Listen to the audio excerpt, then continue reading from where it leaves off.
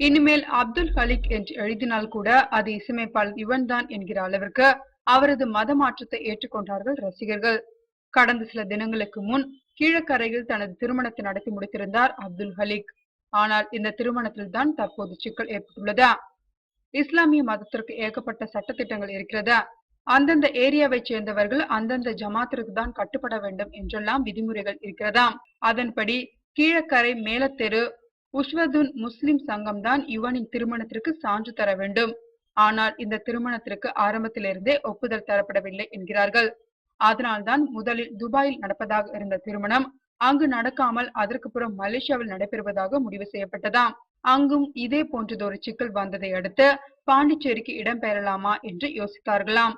அதற்கு புறம்தான் அவசரமாக கீழக்கரையில் நடத்த தீர்மானித்திருக்கிறார்கள். அங்கும் ஏதோ சிக்கல். அதற்கு புறம் கீழக்கரையில் இருந்து சில கிலோமீட்டர்கள் தள்ளி அமைந்திருக்கும் செங்கல் நீரோடையில் நடந்திருக்கிறது. இந்த திருமணம் நடைபெறும் போது நிக்கா ஏட்டில் மணமகன் கையெழுத்திட வேண்டுமாம். அதையும் யுவன் மறுத்துவிட்டதாக கூறப்படுகிறது. யுவனின் மாமனார் தரப்பில் இந்த திருமணத்திற்கு சான்றளிக்க வேண்டிய கீழக்கரை மேலத்தெரு உஷ்வதுன் முஸ்லிம் சங்கத்தை அழைக்கவே இல்லையாம். அதனால் அவர்கள் கேட்டால் கூட இந்த திருமணம் நடந்ததாக தாங்கள் சான்றிதழ் தரப்போவதில்லை என்கிறார்களாம் இவர்கள்.